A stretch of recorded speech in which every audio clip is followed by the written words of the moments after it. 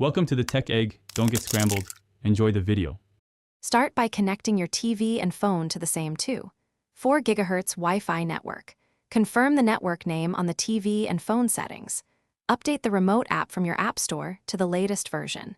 Enable Bluetooth on your phone and allow the app to use location and local network permissions.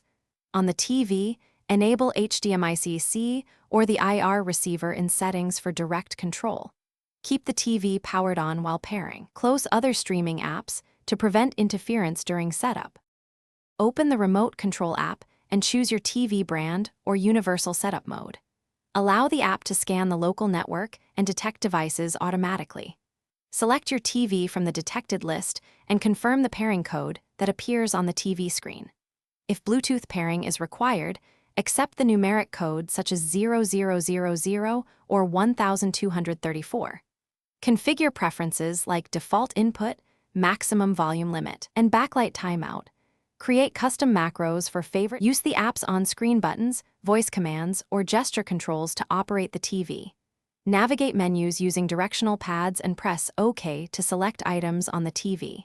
Launch streaming apps directly from the remote app with a single tap.